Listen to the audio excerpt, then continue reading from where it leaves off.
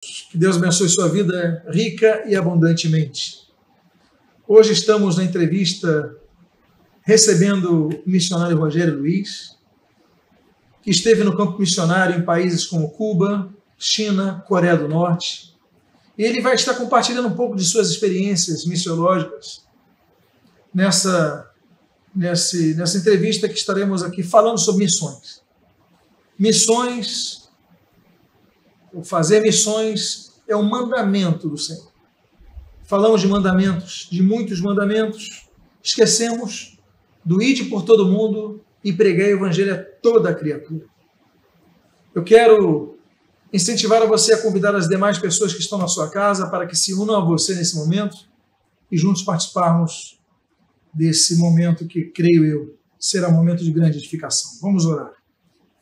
Pai amado, Deus bendito, te agradecemos por tudo que fizeste por nós. Te agradecemos pela tua obra e por aqueles que tens levantado ao redor do mundo para cumprirem o ide por todo mundo e pregar o evangelho a toda criatura. Obrigado, Pai, pelo privilégio que nos dás poder conviver com esses irmãos, dentre os quais um deles aqui recebo para essa entrevista. Missionário Rogério Luiz, abençoa a sua vida, continua, Senhor, usando o teu filho e servo, usando como instrumento em tuas mãos para levar o evangelho a toda a criatura. E o que nós pedimos, nós fazemos agradecidos em nome de Jesus. Eu quero começar, antes de iniciar a entrevista, com a leitura de um texto de Atos, capítulo 1, versículo número 8, no qual nós lemos: mas recebereis poder ao descer sobre vós o Espírito Santo, e sereis minhas testemunhas, tanto em Jerusalém, como em toda a Judeia e Samaria, e até aos confins da terra. Missionário, boa noite. Boa noite. Prazer recebê-lo aqui mais uma vez. Obrigado. Estaremos falando então desses confins da terra. É verdade. Na verdade, graças a missionários como estes, que vão aos confins da terra, que hoje nós temos a Igreja Nova Vida. A Igreja Nova Vida ela foi fundada por um missionário canadense, que aqui veio ao Brasil, começou esse trabalho com um projeto evangelístico chamado Cruzada de Nova Vida, e que depois veio se tornar a Igreja de Nova Vida. E aqui já temos aí, desde 1961, essa obra permanece firme. Mas é interessante ressaltar que o bispo Roberto Macalister, que foi fundador da Nova Vida, implantador da Nova Vida, ele também foi missionário em Hong Kong. O senhor sabia disso? Sabia. Ele implantou igrejas em Hong Kong, 2 igrejas em Hong Kong, e, enfim, então ele foi envolvido com missões, esteve na França pregando o evangelho, assim também como esteve um tempo em Roma. Então a Nova Vida nasce, seu âmago é um âmago missionário. E nós estamos aqui tratando hoje sobre missões, e vamos falar então um pouco da experiência nesses tempos de confinamento. O que é viver num país que os cristãos estão praticamente confinados? O pastor, ele esteve envolvido com as portas abertas para onde foi em Cuba, alguns anos atrás. Também tive a oportunidade de ir a Cuba, fazer uma viagem missionária ali, em Havana. O pastor esteve em Havana mesmo. Em Havana. E depois a experiência com a China e com a Coreia do Norte. Exato. Pastor, o que te motivou a ir à Coreia do Norte, que é, segundo as portas abertas, o país mais fechado do mundo para a pregação do Evangelho? O que me motivou foi exatamente o meu contato com a igreja perseguida, né, em outros cenários, né? Como eu estive em Cuba em 2011, exatamente em 2011, eu ainda estava na Missão Portas Abertas, era correspondente da Missão Portas Abertas, e eu pude conviver com alguns irmãos, né, ver como eles praticavam a sua fé diante de tanta dificuldade, de falta de recursos, né? Então, e a Coreia do Norte, que também tem um regime comunista, é considerada o país que mais persegue a Igreja de Cristo nos dias atuais, isso está há mais de 15 anos, né? A Portas Abertas ela divulga o ranking. E interessante que mais do que os países muçulmanos. Mais que os países muçulmanos, exatamente. Onde tem a Sharia, estão falando no país ateu, apesar de eles falam a ideologia Yuti, da autossuficiência, mas são ateus. São ateus. Mas perseguem mais do que os muçulmanos. E eu acredito que a minha motivação ela veio da vontade de Deus para a minha vida, né? Porque eu sempre tive interesse pela igreja perseguida. Mesmo antes de me envolver com a Portas Abertas, isso me demonstrou, assim, me despertou, na verdade, um interesse. Eu me identifiquei com a causa da perseguição religiosa, porque milhões de cristãos vivenciam isso diariamente, né? Eles são perseguidos em razão da sua fé. É claro que isso faz parte do legado de Cristo, né? Nós aceitamos Jesus como nosso Salvador, mas às vezes nós não queremos aceitar o seu legado, e o legado de Cristo é marcado pela perseguição. E aqueles que querem, de fato, seguir piedosamente os passos de Cristo padecem perseguição. E eu praticamente me apaixonei pela igreja perseguida. Comecei a me interessar com a causa deles. Então, eu me voluntariei para ser um porta-voz da igreja perseguida, e acabou que eu acabei me envolvendo, né, de forma mais profunda. Então, eu senti esse desejo no coração de estar com eles. Recebi alguns no Rio de Janeiro, que vinham visitar, que representavam a Portas Abertas Internacional. Recebi alguns irmãos cristãos perseguidos, também correspondentes internacionais.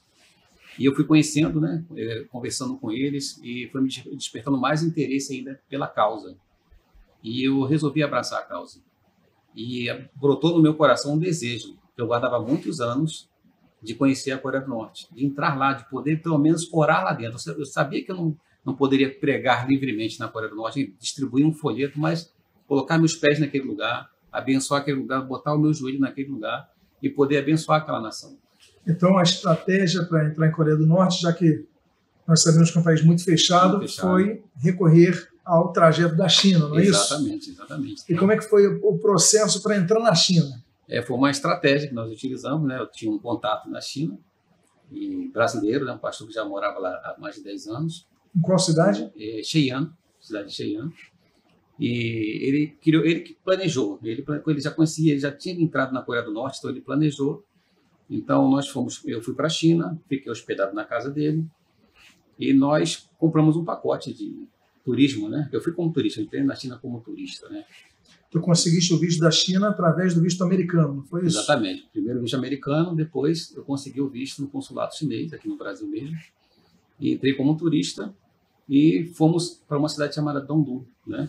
Lá faz fronteira com a Coreia do Norte, e lá nós pegamos um trem e fomos com uma caravana de chineses para fazer turismo. Lá nós fomos fazer um turismo, entre aspas, né? Que o nosso objetivo era estender as mãos naquele lugar, abençoar aquela nação. Nos acompanhou também um pastor chinês. Né? Então, na verdade, era um grupo, foi no trem, imagina. Fomos no trem. Aí um grupo de chineses, e tinham 2 brasileiros nesse grupo. 2 brasileiros, que era eu e meu amigo. Que e naturalmente já estavam sendo visados pela polícia coreana. Chamamos a atenção, né? Ainda mais a minha aparência chamou muita atenção. É o Barack Obama? Me chamavam de Obama, né?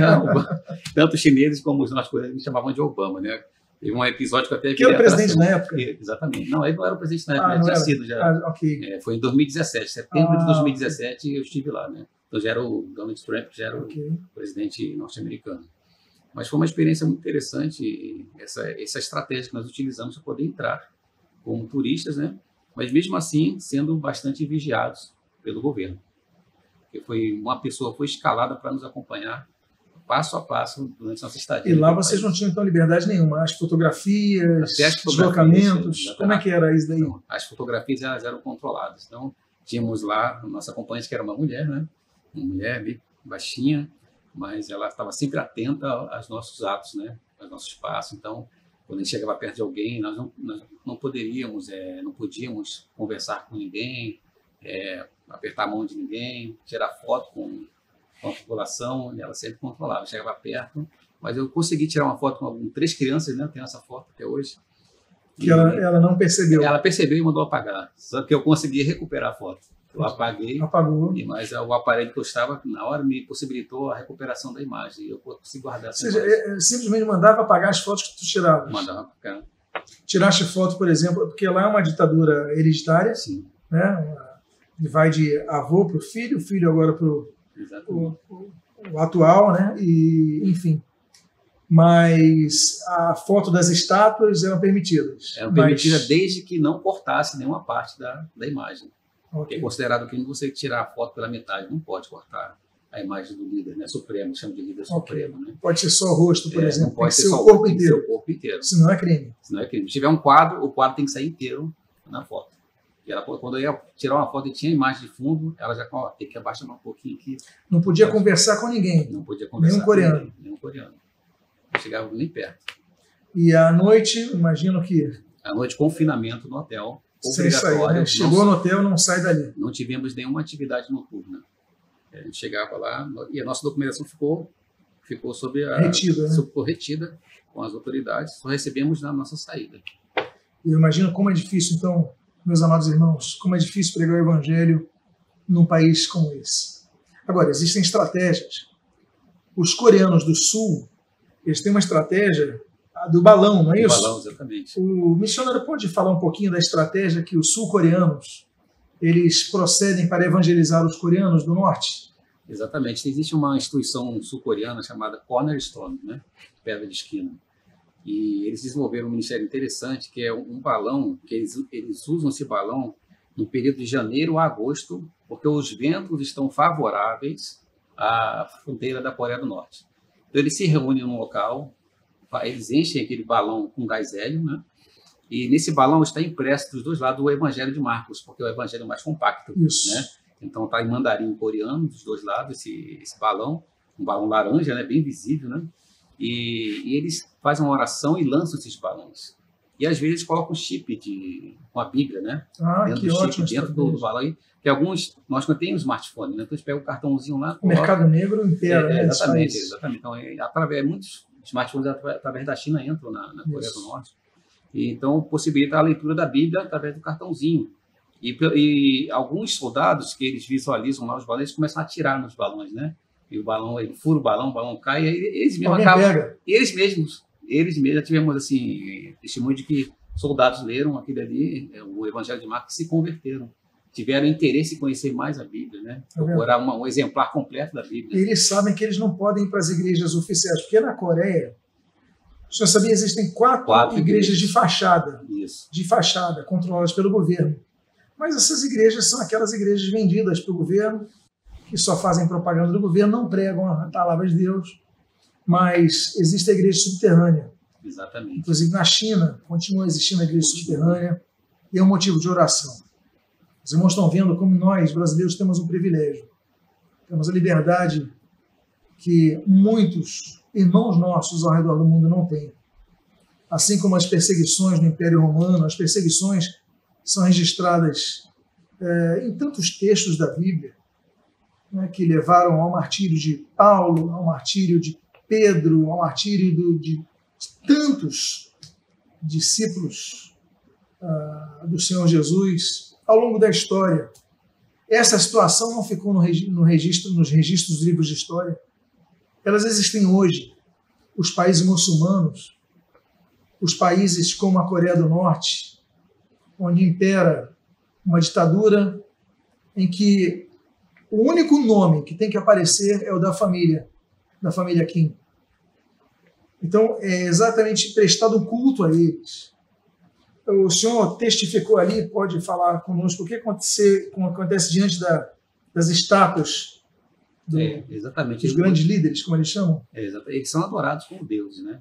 E, inclusive, cada cidadão norte-coreano é obrigado a carregar um broche com a foto dos dois já falecidos, né? E eles têm que ir lá na estátua para prestar culto, né? Antes, os turistas eram obrigados a ir também, até se curvar. Só que dessa vez, quando eu fui, eles já tinham eliminado essa possibilidade de obrigar turistas estrangeiros a prestar culto, porque estaríamos prestando um culto a um desconhecido. Então, ficou bem para eles pensar dessa forma. Forçar. Né? Então, forçar e também isso poderia prejudicar o turismo, que já é fraco, né? Porque quem é que procura fazer turismo na Coreia do Norte? Ninguém procura fazer turismo lá. Então, a pessoa procurar lugares mais tranquilos fazer um turismo. Então, claro, o nosso turismo ele era pretensioso. Nós tínhamos a pretensão de abençoar aquele lugar. Se a palavra de Deus diz que onde nós plantarmos, né, colocarmos a planta dos nossos pés, né, o lugar será abençoado. E eu creio nessa palavra porque é a palavra de Deus. E eu creio que onde nós estivermos, nós podemos ser luz.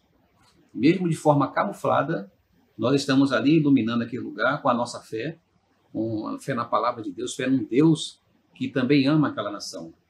E nós devemos tomar esse cuidado para que o nosso coração ele não seja tomado por raiva ou ódio de uma pessoa que persegue a igreja. devemos entender também que este líder ele é alvo do amor de Deus. Exato. Né? Porque se nós orarmos por ele, Deus tocar no seu coração e ele se converter, ele vai levar a nação toda a Deus. No Romanos capítulo 13, o apóstolo Paulo Sim. escreve aos Romanos, que é a capital do império, onde estava Nero, Exato. e disse para se submeter à autoridade. Pois é. Pedro, quando escreve a sua carta, ele diz que deviam honrar o rei. Que rei? O rei era Nero, era o imperador. Exatamente. Ou seja, ainda assim, o ensino bíblico fala sobre isso, né? Nós orarmos por eles. Mas, da Coreia do Norte, o pastor também retornou à China, esteve lá alguns dias pregando em algumas igrejas. E como é que é o evangelho lá nos bastidores da China? É bem limitado também, porque existem as igrejas que são registradas pelo governo e acompanhadas de perto. Tanto é, eu ouvi relatos de que algumas igrejas, quem ministra a palavra é um agente do governo. E, às vezes, quando o pastor vai pregar, ele tem que entregar o sermão para as autoridades, para eles avaliarem o sermão e tirarem alguma coisa que acha que não é favorável ao governo. Então, censura, né? Existe uma censura até dos próprios sermões. Agora, os pastores que não se submetem aos registros do governo, não querem registrar a sua igreja, eles acabam automaticamente se tornando igrejas clandestinas. É considerado pelo governo igrejas clandestinas. São igrejas que é a maior igreja do mundo. Exatamente. É a maior igreja do mundo. Se existe uma denominação, a maior denominação do mundo, não tem placa, não tem letreiro, não tem registro. A maior denominação do mundo é a igreja clandestina na China. É verdade. Assim como nós temos também nos países muçulmanos que não permitem igrejas. Muitas igrejas funcionam em cavernas, na selva. Assim como no Império Romano, nas catacumbas. Exatamente. Tive o privilégio de estar lá ano passado nas catacumbas, descemos aquelas escadas e era o local onde ficavam os mortos. Ficavam naqueles que eles chamam de cubículum, né? Aqueles confinados ali, aqueles espaços mortos, e os mortos apodrecendo em um local com larvas, sem ventilação. Para quem tem algum problema de claustrofobia, é terrível. Porque hoje lá tem ventiladores para os turistas, mas na época não tinha. Então imagine a igreja primitiva se reunir em catacumbas, em cavernas subterrâneas, no ambiente de morte, para celebrar a vida. Ainda assim, eles não deixavam de congregar. Eles podiam ficar em casa. Eles podiam cultuar nas casas, mas ainda assim eles iam para as catacumbas porque entendiam que não podiam deixar de congregar-se. Daqui a pouco passaremos por essa fase da pandemia. E você que nos assiste, não deixe de congregar. Estamos confinados hoje. Mas, na primeira oportunidade, voltaremos a nos congregar. Isso é tão importante, na verdade. A igreja chinesa, ele está falando. As pessoas se expõem, podem ser presas por participarem dos cultos na igreja subterrânea, na igreja clandestina, mas ainda assim não deixam de celebrar aquele agape, aquela festa fraternal de amor, de comunhão com os irmãos. E como é que foi a sua experiência pregar para esses irmãos? Nós tínhamos assim, alguns momentos de poder compartilhar a palavra, só que eu tinha que usar o tradutor, né? Uma pessoa que estava comigo, a gente compartilhava um pouco do evangelho. E eu visitei um seminário clandestino na China. Interessante, foi uma experiência muito interessante.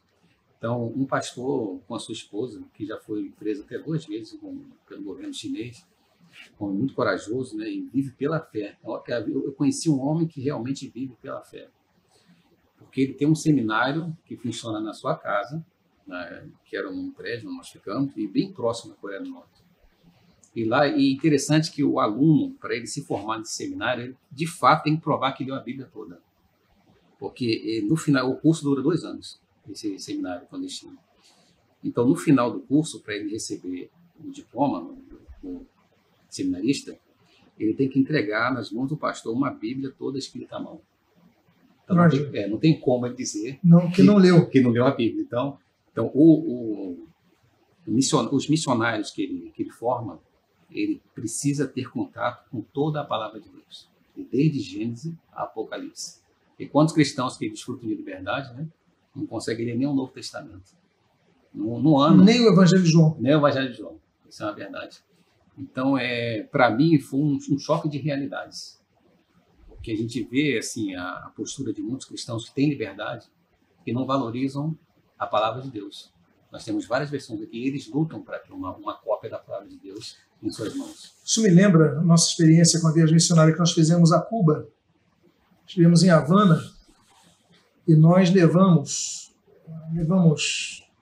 eu nem lembro quantos quilos de alimentos para distribuir, enfim, materiais a serem distribuídos, mas também conseguimos, e eu quero agradecer aqui à Sociedade Bíblica do Brasil, que me conseguiu 100 Bíblias em espanhol para levar, 100 Novos Testamentos em espanhol para levar.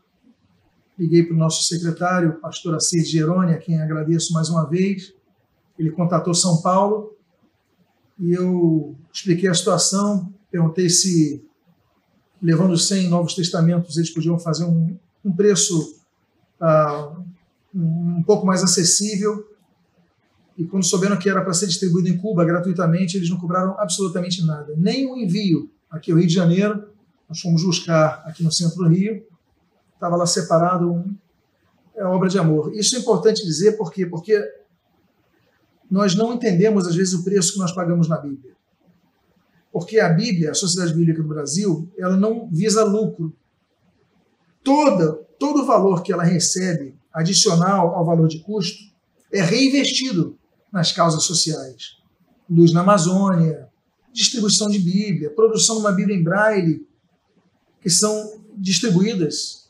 Uma Bíblia vale R$2.000, uma Bíblia em Braille, porque é uma impressora diferente, um papel diferente, mas são distribuídas gratuitamente. Então, o valor que nós compramos, quando nós compramos uma Bíblia na Sociedade Bíblica do Brasil, eu posso falar por ela, então isso daí é reinvestido em Bíblias, como foi o caso que nós vivenciamos em Cuba. Agora, missionário, chegando em Cuba, uma das cenas, porque as pessoas paravam minha esposa, você tem um shampoo para me dar, aquela luta que nós sabemos no país como Cuba, pessoas maravilhosas, pessoas amáveis, é um povo que marcou nosso coração. Sabe? Tem igrejas lá, algumas registradas, outras não, sim, como o caso de China, mas um povo maravilhoso. Agora, um de nossos missionários que esteve lá conosco, descendo do apartamento, nós ficamos num prédio, quer dizer, ficamos em 2 locais diferentes, mas no elevador entrou uma senhora e ela viu que nós estávamos com Bíblias, porque nós não podíamos distribuir Bíblias também, publicamente. É assim, numa visita, entrega para alguém, um pouco escondido, alguma coisa assim. Quando ela viu, ela perguntou, isso daqui é uma Bíblia? Aí o nosso missionário falou, ela não pediu, mas ela ficou olhando, ele falou, você quer para você? Ela falou, para mim? Ela pegou e cheirou a Bíblia, beijou a Bíblia, falou, que regalo precioso, que presente precioso, porque era uma Bíblia. Então, essas coisas, e o senhor falando deles escreverem a Bíblia, essas coisas mostram 2 realidades. A primeira delas, a realidade da dificuldade desses irmãos em terem acesso à Bíblia. E a segunda delas é o alerta a que nós que temos essa liberdade possamos ler mais a Bíblia, descobrir mais a Bíblia, estudar mais a Bíblia, porque esse é um livro que transforma. Quem não conhece, não entende. Quem não se debruça ela com fé, não entende. Mas a Bíblia é um livro que transforma. E assim como tem transformado esses irmãos ao ponto de arriscar as suas próprias vidas. Eu tive uma experiência em Cuba também, com relação à Bíblia, né? Nós levamos algumas Bíblias de estudo para pastores. Então, é uma carência, né? Bíblia de estudos para pastores em espanhol em Cuba. E eu lembro que eu participei de um evangelismo, eu fui num lugar chamado La Lissa. Um lugar, ele só tinha prédio de 4 andares, isso não tinha casa, só tinha prédio. E eu fui com os irmãos evangelizar, e nós subimos as escadas, né, que não tinha elevador, só de escada, a gente ia de porta em porta pregando o evangelho. E lá nós colhemos muitas, eles já levam as fichinhas prontas já para anotar o nome das pessoas, para orar, para acompanhar. Eles são muito bons em discipulado, eles levam a sério o discipulado, né? Quando a pessoa aceita Jesus, eles acompanham. Eles vão na casa da pessoa, acompanham a pessoa, dá estudo. E lá nós ganhamos muitas almas para Jesus nesse evangelismo. Um dia, foi eu e um pastor Arnaldo, um pastor fervoroso, ele era uma metralhadora evangelista. Quando a pessoa vinha com a desculpa, ele já tinha a resposta na ponta da língua. Ele era cubano. Ele era cubano. Incrível. Aí eu retornei para a casa dele, depois do evangelismo, retornamos para a casa dele, e a casa dele era muito pequenininha, bicho. Era metade desse púlpito aqui, a casa dele. E a cama dos filhos era atrás da cama do casal, não tinha parede, não tinha, era só um cômodo ali e o banheirinho separado. Me ofereceu um almoço, né? E ele me deu uma caixinha de promessa de presente, cubana. Só que as caixinhas, os versículos é bem diferente dos nossos, né? Que a gente escolhemos só bênção, né? Só vitória. Não, lá assim, eu tirava um versículo, ai de mim se eu não pregar o evangelho. Era só a caixinha de promessas, era assim. E eu fiquei assim, meu Deus, eu tenho que dar uma coisa para esse pastor, ele não tem nada, e me deu uma caixinha de promessa. Eu tinha comprado uma Bíblia trilingue, né? Uhum. E comprei na Cidade Bíblica do Brasil. Aquela português, inglês, grego. Não, era português, inglês e espanhol. Eu estava com a Bíblia novinha, né? Comprei para a viagem, eu falei, vou ter que doar essa Bíblia esse pastor. Aí no caminho de volta para a igreja, né? Que a gente está voltando para a igreja, aí eu falei, irmão, eu não tenho nada para te dar, mas a única coisa que eu tenho aqui para te dar é essa Bíblia. Você falou para mim que quer aprender português, né? Então, que tal você aprender português lendo a palavra de Deus? Aí eu dei a Bíblia para ele, as lágrimas desceram. Ele falou para mim, irmão, esse é o presente mais precioso que alguém pode dar para alguém. Eu sou muito grato por esse presente, que com certeza eu vou aprender português lendo essa Bíblia aqui. E a gente não tem ideia do valor que a palavra de Deus tem para a vida de pessoas que têm essa escassez, né? Nós temos assim sobrando de várias versões, várias línguas e vários modelos, cores, né? Tem lojas gospel que vendem Bíblias, lá não tem isso. Porque nós vivemos no mundo de internet, mas o que muitos não sabem é que esses países eles têm filtros. Então a gente fala, mas hoje eles têm acesso a pregações pelo YouTube, tem acesso... Não tem. Quem tem acesso são as elites. As pessoas próximas ao governo, eles têm acessos. Agora, a população não tem acesso a qualquer site. É tudo muito limitado. Eu lembro que estive em Jerusalém, uma ocasião, estava almoçando e estavam os missionários australianos próximos a nós, e um deles falou, olha, nós já vimos aqui algumas vezes, só que a gente visava evangelizar os judeus e nos proibiram. Israel, que é uma democracia. Aí eu, mas proibir como assim? Não, inclusive o nosso site foi bloqueado aqui, tenta acessar ele. Eu não lembro o site, porque na hora eu digitei, né, eu não anotei, eu só coloquei ali no navegador do celular, alguma coisa com Faith, mas coloquei lá e não entrou, página não disponível. Então, os governos, qualquer governo, ele tem acesso às informações, mas não apenas acesso à informação, mas eles têm as ferramentas e instrumentos para bloquearem. Exato. Qualquer registro da palavra de Deus. Então é muito difícil. Uma vez eu estava conversando com até um pastor brasileiro, que esteve no Irã, então falando da dificuldade que foi para ele. Eu lembro que eu estive no Egito, eu fui levar a Bíblia também no Egito, missionário amigo meu, e eu lembro que eu levei Bíblia, levei também para as crianças, que ele trabalhava muito com criança, uma evangelização indireta, ali no Cairo mesmo. E eu me encontrei com ele no hotel em Alexandria, é próximo ao Cairo. E eu estava com a Bíblia em árabe, que eu levei também na Sociedade Bíblica, com essas revistinhas infantis para desenhar. Sim. Aquelas revistas que nós temos. Então era em português, mas era para crianças. Então, olha, vamos aqui no canto do hotel para te entregar a mala, porque tinha as coisas que ele pediu, né? Também leite condensado, passei por isso também. Maria Mole, coisas nossas, né? Balinha, aquelas balas brasileiras, enfim. E junto com esse material, eu levei uma mala só para ele. Levamos no canto do hotel para orar. A gente vai orar, oramos em silêncio, agradecendo ao Senhor. Quando nós abrimos os olhos, tinha um policial do nosso lado. Eu falei, vamos pegar a Bíblia. Vamos pegar o material para as crianças. Ele, pois não. Aí ele falou assim, o táxi desse senhor já está na porta. Quer dizer, levamos um susto. Levou um susto. Aí quando sai o táxi, tem uma blitz em frente ao hotel. Meu Deus. Aí momento de tensão, mas graças a Deus chegou, levou a Bíblia, levou as revistas. Mas é uma tensão que o governo tem um controle muito grande. É verdade.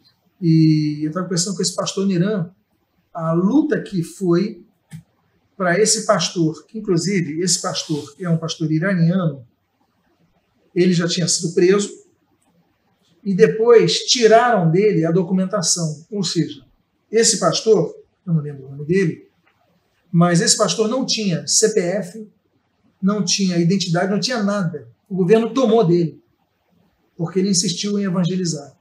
Então é uma pessoa sem nome. Ele não podia comprar nada, ele não podia adquirir nada, não podia ter o imóvel, um carro, um bem, nada, não tinha CPF. Então, esses governos totalitários perseguem a igreja. Nós temos que orar, pastor, creio eu, que uma das metas de oração que nós possamos focar, inclusive incentivando os irmãos que oram por missões, é orarmos para a conversão de todos. Todos, mas nesse todos incluir as lideranças. Exato. Por quê? Porque uma pessoa que se converta na Coreia, da família Kim, que possa ter acesso ao Yun, ao líder, que possa de alguma maneira semear a palavra nele, em algum momento que ele esteja mais aberto, pode mudar a vida de milhões de pessoas. A Coreia do Norte, se não me engano, são 25 milhões de pessoas, né? A China que tem 1 bilhão e 200 milhões, mas são 25 milhões de pessoas. O que? 12% da população brasileira. Uma ordem que esse homem der pode mudar tudo. O governo da China já está vendo conversões, daqui a pouco estamos chegando nos mais altos escalões, como foi com o cristianismo. Exatamente. Bem ou mal comparando, a conversão de Constantino, ainda que possamos colocar alguns pontos de reflexão a respeito da conversão dele, mas o fato é que, já com Teodósio, Constantino, começa a haver uma liberdade para a pregação do Evangelho, graças ao poder governante ter ouvido o Evangelho e acatado o Evangelho. Então, nós temos que orar, creio eu, para a conversão dessas pessoas, e orar pela Coreia, orar pela família Kim, orar pelo primeiro escalão, pela elite norte-coreana, para que sejam tocados. Porque o Evangelho é para eles também. É para todos. É verdade. A oração é a nossa maior ferramenta, né? É a ferramenta mais eficaz para que haja transformação numa nação. Então, a palavra de Deus ela nos orienta a orar pelas autoridades, pelos líderes em eminência, né? Então, quando Deus alcança o coração da liderança, ele começa a dar testemunho de quem é Deus para a sua nação, para o seu povo que ele está governando, a nação toda é transformada. Exatamente. É isso mesmo. Nós tivemos um exemplo aqui no Brasil recentemente. O nosso presidente ele sugeriu um jejum. Isso mexeu com a população, porque o nosso Brasil é um país cristão, né? Existem várias religiões, mas a religião predominante no Brasil é a religião cristã. Nós somos cristãos, é um país cristão. Então, nós devemos também olhar para fora, porque às vezes o cristão ele pensa que o Deus é só para ele. Eu oro por mim, pela minha família, por aqueles que eu amo. Só que o cristianismo ele vai além. Exatamente. Porque Jesus morreu por quem? Pelo mundo inteiro. Qual é o desejo de Deus?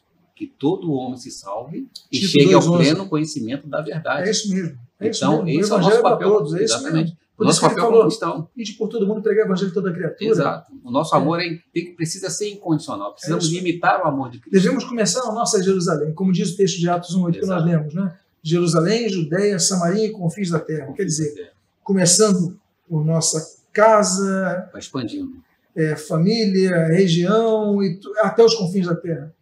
E que Deus levante mais missionários, que Deus mantenha missionários. Eu estava me lembrando de um pastor, já esteve aqui, pastor Levi Castro, ele me recebeu na Turquia. Estive de maneira muito gentil, corremos as 7 igrejas do Apocalipse, ele morava em Esmirna, e ele estava comentando que houve um momento que o Ergodan, ele prendeu um pastor americano, se não me engano era Andrew, e o pastor Levi visitou ele 2 vezes. Quando você visita, você coloca teus dados. O pastor Levi tinha, enfim, o visto dele para a Turquia, dirige uma igreja na Turquia, em Esmirna mesmo. E ele foi visitar a filha na Alemanha, tem 3 filhos, uma delas estuda na Alemanha, E quando ele volta, e a Turquia tem muito alemão, tem muito vínculo com a Alemanha. Quando ele volta com a esposa, na imigração, dá o documento, o guarda fala, pode passar. Quando ele dá o documento, o senhor não pode mais entrar. Embarreiraram, a esposa entrou, ele não entrou. Ele voltou, ficou muito tempo aqui no Brasil tentando renovação de visto, Brasília e tudo mais, não conseguiu. Então, hoje, o que aconteceu com ele? Nós devemos orar pelo pastor Levi também. Ele foi aos Estados Unidos, a missão que mantém e sustenta ele, no campo missionário na Turquia. Então, falou, então nós vamos mandar o senhor para a Bulgária, numa cidade que tem muito turco, já que ele domina o turco. Então, hoje ele está no interior da Bulgária, evangelizando os turcos, num país que é cristão ortodoxo, que é o que impera ali na Bulgária, evangelizando os turcos que mormente são muçulmanos. Então, como ele, como pastor Levi, como esse pastor brasileiro, qual é o nome dele? Da China, que o senhor mencionou, que ele acolheu na China? Eu não posso divulgar por questão de segurança. Ok. Mas, enfim, um pastor, assim como esse, assim como o pastor Homero na Jordânia, que nós conversamos um pouquinho antes, assim também com tantos outros. Nós devemos orar por eles, para que Deus os abençoe e sustente. Nós queremos agradecer a presença do missionário Rogério Luiz. Muito obrigado por podermos passar um pouco desse assunto de missões. Quero aqui falar sobre meu pai, minha mãe, foram missionários no Uruguai. Eu tinha 9 anos de idade, foram para Montevidéu. Ficamos lá uns 5 anos. Eu voltei do Uruguai, mas o coração permaneceu uruguaio. Eu até brinco lá em casa, quando tem jogo do Brasil e Uruguai, que é difícil para mim torcer pelo Brasil, viu? Eu torço pelo empate, mas ainda que eu seja volta vencido em casa. Mas eu lembro dos evangelismos, minha família, minha mãe dando aula de escola dominical para mim e para os meus irmãos que eram pequenos. Enfim, não tinha ninguém na igreja, minha mãe dando as aulas, meu pai pregando para poucos, e o evangelho foi indo lá e foi crescendo em um país que dá liberdade, mas um país muito ateu, muito materialista. E aí só que o evangelho quebra isso, né? Quando alguém tem encontro com a palavra, tudo aquilo cai por terra. Jesus transforma. E foi crescendo, e a obra está lá até hoje. Há poucos anos pude levar minha família para conhecer os irmãos da igreja ali. Foi um prazer revê-los. Então, que Deus abençoe a nossa vida. Deus abençoe a Igreja de Nova Vida. Que Deus abençoe a Igreja de Cristo. Independentemente de você que está assistindo essa mensagem. Que você possa orar por missões. E fazer aquela oração que o Senhor Jesus fala em Mateus. Que levante trabalhadores para a sua seara. Pois os campos estão brancos para a sua seara. Mateus capítulo 9. Que Deus levante trabalhadores, que Deus levante missionários para o campo missionário.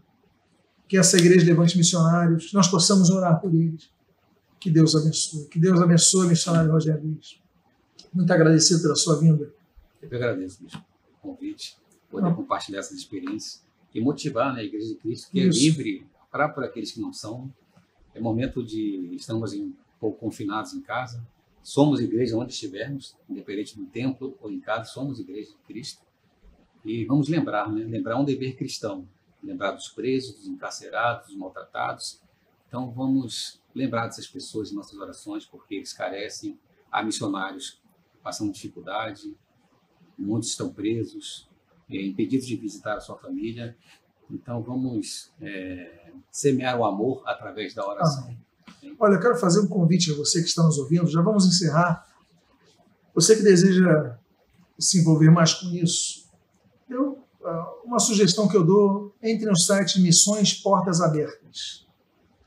Missões Portas Abertas, assim como Mais, Missão de Apoio à Igreja Sofredora. Missão de Apoio à Igreja Sofredora, as Missões Transculturais, a Rádio Transmundial.